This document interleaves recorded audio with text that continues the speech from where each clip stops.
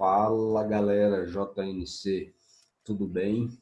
Segundo ano, espero que estejam todos protegidos e se protegendo, tá bom? Pessoal, na aula passada a gente fez uma breve introdução sobre o processo de industrialização mundial, né? E eu falei para vocês, eu andei conceituando o que é indústria para vocês, né? Falando algumas coisas em relação à importância da indústria e da divisão mundial de países desenvolvidos e subdesenvolvidos, tá? E havia falado também para vocês que a gente ia dividir nossa aula em dois momentos, tá? No primeiro momento, as nomenclaturas, as classificações, que é muito importante, principalmente para vocês que vão estar próximo a fazer o Enem. O Enem cobra muito isso, né? O tipo de indústria, as três revoluções industriais, né, e o perfil de cada uma delas, características de cada uma delas, né, hoje quatro até, a questão dos modos de produção, Fordismo, Toyotismo, Taylorismo, tá? E é o que a gente vai abordar a partir de agora. A, a nossa aula, basicamente, num segundo momento, ela falaria sobre alguns países que se destacaram no cenário da indústria mundial, tá? Isso seria um tema para a nossa próxima aula. Mas hoje, a gente gostaria de falar para vocês sobre esses pontos aqui que eu estou colocando agora, tá, no slide.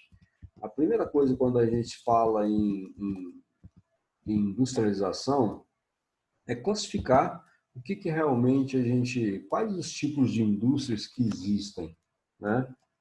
Qual a característica de cada uma delas. O primeiro tipo de indústria que a gente aborda é o que a gente chama de indústria extrativista ou indústria de base. É aquela indústria, como eu falei para vocês, indústria é tudo que você pega na natureza e transforma ela para um processo complexo para ser utilizada como bem de consumo. Mas para chegar a ser um bem de consumo, ela passa por várias etapas. A primeira etapa é ser extraída da natureza. Por exemplo, uma rocha, aqui em Catalão, por exemplo, você tem uma rocha chamada apatita, que ela é extraída da natureza e depois de ser processada, né, quimicamente, industrialmente, ela se transforma num adubo, né, que é o fosfato. Então, isso a gente chama de indústria de base, que pode ser também, aqui o exemplo de Catalão, que eu acabei de falar para vocês, né?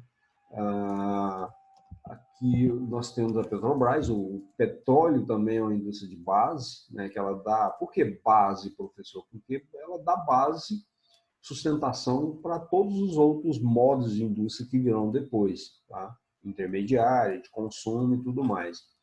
Então, o petróleo também é uma indústria de base. Eu pego um produto bruto na natureza, né, e transformo em vários derivados, como a gasolina, a graxa, isopor, querosene, entre outros, tá? Então, isso é o que a gente classifica de indústria de base. Toda vez que eu extraio da natureza, o primeiro passo da industrialização para dar início às outras, a gente chama de indústria de base. A outra fase da indústria, a gente chama a outra fase, isso mesmo, indústria de transformação, ou intermediária, que ela está entre a base e a indústria de bens de consumo, tá? Por exemplo, para mim fazer uma caminhonete, para mim fazer uma lata de cerveja, fazer qualquer coisa nesse sentido, eu preciso ter a matéria-prima semi-acabada e também algumas máquinas para fazer isso, né? Então, a gente tem o que a gente chama de indústria de transformação. Eu vou transformar aquela que, por exemplo, a rocha de ferro ou de alumínio, né? E transformar ela em bobinas como essa aqui, por exemplo, para ser aplicada depois na indústria comum, no carro, nas máquinas, na lata de cerveja, né, e tudo mais. Tá? A última fase a gente chama de indústria, essa que chega a nós, consumidores, né, a gente chama de bens de consumo. É aquilo que, depois de ter passado por todos esses processos que eu acabei de colocar para vocês, ela chega até a população que consome, né, que pode ser classificado em dois grupos, que a gente chama de a indústria de bens de consumo duráveis e não duráveis. Tá? Duráveis, por exemplo, um automóvel, uma motocicleta, uma televisão, um computador, são indústria de bens de consumo duráveis. Indústria de bens de consumo não duráveis são, por exemplo, alimentos, leite, roupa, medicamentos, né, que elas não têm vida útil muito longa, tá? Beleza? Bom, a outra fase, né, outro tópico do processo de industrialização, da nomenclatura, ou seja, dos nomes pertinentes a essa matéria, é o que a gente chama de produção industrial, que ela passa por várias fases, né? Por exemplo, a primeira forma de você produzir alguma coisa que não é uma indústria ainda, repito, a indústria ela tem que passar por um aparato, né, complexo de máquina, de processo, de divisão de tarefa, o que não é, né, não é o caso do artesanato. Por que o artesanato? O que é o artesanato? Artesanato geralmente é quando você faz alguma coisa e tem controle, né, de todo o processo, do começo ao fim. É quando você usa alguma coisa, quer fabricar alguma coisa e utiliza ou meramente a sua técnica ou ferramentas muito simples. Então, a gente tem o que a gente chama de produção artesanal, né? Praticamente não temos a utilização de máquinas aí nesse sentido. Tá? A outra fase, né, aqui você já tem o que a gente chama de manufatura. Tá? Embora ainda a gente tenha muita presença do homem e poucas máquinas, mas aqui você já ensaia alguns processos da industrialização, como, por exemplo, você está vendo aqui a produção de um sapato, né? Você tem a divisão de tarefa, né? Um corta o couro, outro engraxa, outro coloca a sola, outro tira a medida, e assim você tem o que a gente chama de divisão de tarefa. Isso agiliza o processo, mas ainda depende muito do homem. Tá? Não é a última fase da produção industrial que a gente chama de outra ainda. Né? Aí você tem ainda a manufatura, um engenho, por exemplo, com algumas máquinas simples, mas ainda a força do homem, a técnica do homem, ela ainda é muito importante, por isso manufatura, mão, né? E finalmente a última fase que a gente chama de maquinofatura, que o homem aí ele não é uma peça tão importante no processo, né? A maquinofatura basicamente ela substitui o homem em quase todas as tarefas, um processo muito mais complexo. Traz para ela o que nós chamamos de divisão de tarefas, né? Mas incrementa muito o processo produtivo através de máquinas, como, por exemplo, a linha de produção. Eu tenho a maquinofatura automatizada, por exemplo, a fabricação de um automóvel, toda ela sendo soldada, feita e montada por robôs. Então, isso o homem aqui ele passa a ser meramente uma das etapas do processo produtivo. Tá? Ele não ele é facilmente substituído dentro desse processo. Outra questão aqui que acontece dentro desse modelo é o que a gente chama de alienação do trabalhador. O trabalhador, às vezes, né, que nem tem o trabalhador, na verdade, a figura que vocês estão vendo é apenas robô, mas geralmente numa linha de produção, quando o trabalhador faz uma tarefa, ele especializa em apenas uma fase da tarefa. Por exemplo, do sapato, né? Cada um, às vezes você trabalha 10 anos numa fábrica de sapato e não sabe fazer um sapato. Por quê? Você se especializou na linha de produção em apenas uma fase do processo, ou de cortar o couro, ou de montar, fazer o molde, ou de pintar o sapato, e, portanto, a gente chama isso de alienação do trabalho. Tá? Isso, para o dono da empresa, é bom porque agiliza a produção, torna mais rápido e elimina a concorrência, porque se o trabalhador, caso saia da fábrica, ele não será um concorrente, porque ele não sabe o todo do processo. Tá? Bom, as fábricas, quais são a evolução das fábricas? Quais são as origens das fábricas? Né? A gente tem basicamente 4 revoluções industriais. até agora classificado em três, mas nós estamos praticamente no meio, no início de uma outra revolução industrial, tá? Então, quais são essas revoluções industriais? A primeira revolução industrial, quais são as características dela? Tá? Ela ocorreu na Inglaterra, tá? Particularmente em Liverpool, em Londres, que vocês estão vendo aí, uma imagem de uma cidade meio rural, meio urbana ao mesmo tempo, de condições horríveis, poluição, insalubridade, né? A primeira industrialização aconteceu no século XVIII, repito, na Inglaterra. Basicamente, a indústria foi feita através de produção têxtil, tá? Ou seja, de roupas, e havia o tipo de energia aí é o que nós chamamos de carvão, né? E basicamente essa indústria ela iniciou-se na Inglaterra com uma brutal exploração do homem, tá, pelo trabalho. É o camponês que virou o trabalhador. Tá? Geralmente houve uma política aí na Inglaterra chamada de cercamento, onde se expulsa o homem do campo, porque a maior parte da população morava no campo, e ele passa a engrossar, né, ele passa a engrossar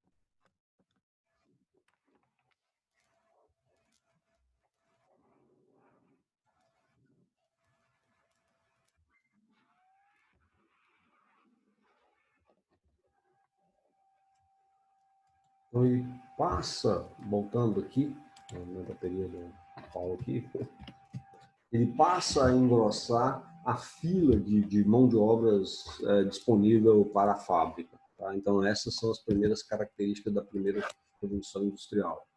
Segunda Revolução Industrial, ela acontece no século XIX. A Inglaterra não é mais a única país industrializado. Agora você tem alguns países da Europa, como a Bélgica, como a França, tá? E outros fora da Europa, como os Estados Unidos e o Japão.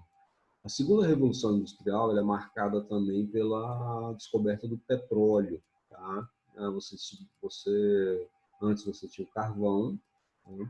E agora você tem o petróleo. Antes você tinha a locomotiva, a máquina a vapor, e agora você tem a produção do automóvel. Tá? A primeira fábrica de automóvel surgindo aí, que é através de um cara chamado Henry Ford, um americano, que vai produzir o primeiro carro, né? Ford T, primeiro carro em linha de produção. Aqui você já tem uma certa, não é mais o camponês que virou operário, né? Aqui você tem que ter uma certa qualificação, então você passa a ser um trabalhador especialista de segundo, né? O que a gente chamaria um trabalhador de ensino médio, e agora você tem algumas máquinas praticamente um pouco mais complexas que simplesmente aquelas oficinas de corporação do século XVIII, da primeira Revolução Industrial. Tá? Então, essas são basicamente as marcas, as características mais importantes da segunda Revolução Industrial. A energia, o petróleo, no século XIX, além da Inglaterra, você tem a França, a Bélgica, o Japão, os Estados Unidos, tá? Basicamente, e a mão de obra ela tem que ter um pouco mais de qualificação, um pouco mais de estudo, que era, por exemplo, da primeira. Terceira Revolução Industrial, nós estamos praticamente no meio dessa revolução, também chamada de Revolução Técnico-Científica. Alguns autores ainda classificam ela como a quarta revolução, né? Nós estamos aí da terceira para a quarta. O que é essa terceira revolução industrial? É a era da automação, é a era da robótica, era da internet, é a era onde você, muito mais importante, né, do que o processo produtivo, é um processo eficiente de produção. Por exemplo, ela acontece no século XX, né, no meados do século XX, você tem praticamente uma disseminação da industrialização por todo o planeta, A energia agora, ainda o petróleo ainda é muito importante, mas ele não está sozinho mais como base da energia mundial. Você tem as chamadas fontes alternativas que gradativamente vão tentando substituir o petróleo, tá? Países emergentes, como por exemplo o Brasil, a Índia, a China, conseguem também, né, implementar o seu parque industrial, embora ainda, principalmente Brasil e Índia, são ainda muito dependentes dos grandes polos, né, os tecnopolos, que a gente vai estudar posteriormente, e o perfil do trabalhador passa a ser totalmente diferente. Você hoje, basicamente, você não pode ser só especialista em uma área, você tem que ser qualificado. Qual é a diferença de ser especialista com qualificação? Especialista é quando você se especializa numa coisa só. Quando você faz um curso técnico, por exemplo, você aprende a lidar com a solda, um tipo de solda. Já qualificado, não. Qualificado você exige um curso superior, que você faça uma especialização, que você entenda de outras coisas, não só, né, aquilo que você se propõe a fazer. Por exemplo, você vai trabalhar com solda, você precisa trabalhar entendendo sobre tecnologia, de APs, de meio ambiente, de química, né? Então, é um perfil onde o trabalhador, se ele não se tornar qualificado, automaticamente ele vai sendo substituído pela automação, pelo computador, pela robótica, tá? Não há muito espaço dentro da terceira revolução industrial para pessoas que não se qualificam, que não abram a cabeça para as novas tecnologias, para os novos APs, tá? Entendam um pouco de software, de hardware, para poder lidar e sobreviver nessa chamada terceira revolução industrial ou revolução tecnocientífica, tá bom? A robótica e a internet, sem dúvida nenhuma, são uma das características muito marcantes dessa terceira revolução industrial. Agora, hoje, basicamente, a gente está falando na quarta revolução industrial. Tem muitos autores que já trabalham com essa ideia. Por exemplo, a inteligência artificial, a nanotecnologia, tá? São coisas que estão por vir aí que vai dar um verdadeiro salto no processo produtivo mundial. Beleza? Bom, galera, ah, outro, outra, outra parte importante dessa industrialização, a gente colocou aqui a questão ambiental, mas a gente retorna a isso posteriormente, mas a gente vai entrar agora no que a gente chama de transição nos modos de produção industrial. O que é modo de produção? É o modo de se produzir, é como uma fábrica se organiza para produzir determinado produto, tá? Então, ali, cada dia mais, você tem uma meta, e à medida que você vai ampliando, você vai modificando a forma de se produzir dentro da fábrica, você vai implementando um modo de produção, tá? Então, você tem vários modos, por exemplo, o Taylorismo, que é o primeiro, que é o controle dos trabalhadores e meta de trabalho. Por exemplo, você tem que fazer 50 carros por dia. E você, então, aprimora, investe em tecnologia, dispensa as pessoas que não conseguem se adaptar, cheguei a 50. Agora a gente vai para 54, 55 por dia, tá? E assim, um controle violento sobre o trabalhador para bater meta. Vocês viram no filme Charlie Chaplin, em tempos modernos, levando as pessoas muitas vezes à insanidade. Você tem o primeiro modo de produção organizado dentro da fábrica, tá? Mas não é produção séria ainda, que a gente chama de Taylorismo. O segundo, muito famoso, que a gente chama de Fordismo, a minha primeira linha de produção, né, divisão de tarefas, aquilo que eu falei para vocês anteriormente, cada um operário faz uma tarefa, faz uma função dentro da fábrica, e assim você agiliza o processo, você alenia o trabalhador do conhecimento de todas as etapas, você barateia a produção e produz em grande escala. Tá? Então, Henry Ford, foi o primeiro cara, né, que criou o carro, a linha de montagem do carro Ford, que praticamente, quando a gente fala em Fordismo, Toyotismo, é importante que vocês entendam que foi praticamente uma linha de montagem automobilística. Mas isso não quer dizer que isso ficou restrito exclusivamente ao automóvel. Esse modelo de produção, a partir do momento que ele se torna muito eficiente, todas as fábricas, fábrica de geladeiras, de televisão, de bicicleta, de celulares, etc. e tal, vai implementando isso dentro da fábrica. Fordismo, toyotismo, tem a ver com quem inventou, mas não quer dizer que ela está restrito apenas a essa fábrica, tá, que produziu esse modelo. Posteriormente, aqui você tem, né, Fordismo, sistema de produção criado por Henry Ford, onde foca na produção em série, uma esteira aprimorando a teoria de Taylor. Tudo de forma igualitária, com movimentos repetitivos, formando enormes estoques com grande limitação para a inovação. Ou seja, o carro da Ford, apesar de ele se tornar barato, né, se tornar mais acessível para a população mundial, ele era pouco versátil, né? Você não poderia mudar. Essa plataforma ela era pouco criativa, era muito mais estar produzindo a massificação da produção do que atender as necessidades do consumidor. Tá? Aqui uma piadinha aqui que eu falei para vocês anteriormente, vou me aposentar amanhã e sabe o que eu vou fazer? Andar até o fim dessa linha de montagem e descobrir o que estou fazendo há 30 anos. Ou seja, o cara especializou tanto numa área só da produção que ele sequer sabe o que está produzindo. Né? Ele vai ter que ir, depois de 30 anos, lá no final da linha da esteira, da linha de montagem, para saber realmente do que se trata a sua produção. A gente chama isso de alienação do trabalhador, tranquilamente. Tá? E, finalmente, a Toyota. Né? A Toyota, nos anos 80, ela entra com um modelo para arrebentar com o mercado mundial, que a gente chama de produção flexível, tá? O just-in-time. Logística e informação passa a ser o seu fator mais importante. Tá? Com a logística. O que é logística, professor? A distribuição rápida, tá? O mercado que não que evita o armazenamento, né? Você, a partir do momento que você tem, sabe da demanda, do que sai, do que entra, do que peça, você faz uma logística, um transporte, uma fluidez mais rápida do seu produto, tá?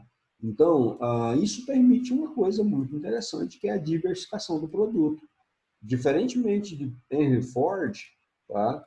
Eu tenho agora a possibilidade com a Toyota, com o Toyotismo, de atender melhor o seu cliente. Tá?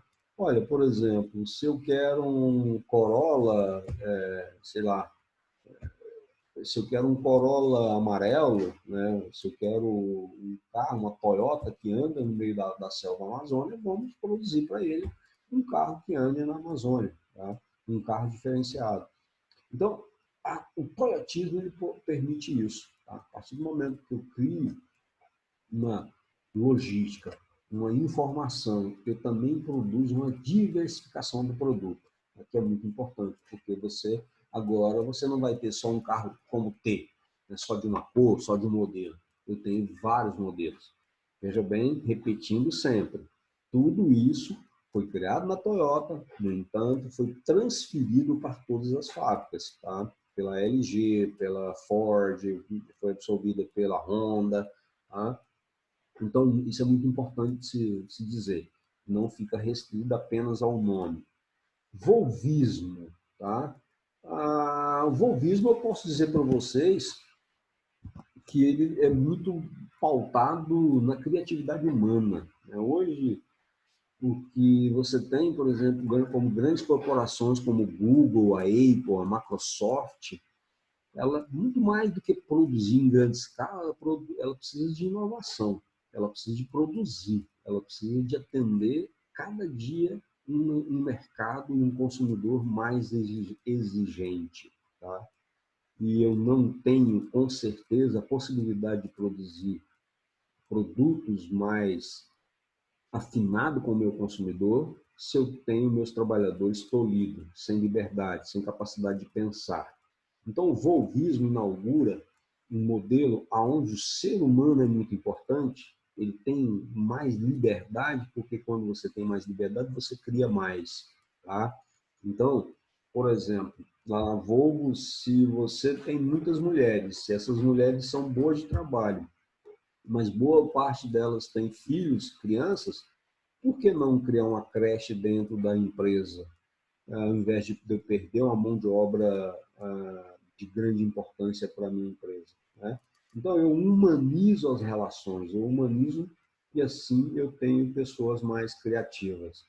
A Google, né, o Google, a Microsoft, a IBM, a Apple, utiliza muito isso, né? Você não tem muito um perfil de pessoas disciplinadas, de horário e tudo mais, mas sim um perfil de pessoas que são criativas, que são livres para pensar, porque o mercado mundial precisa muito disso hoje, tá bom?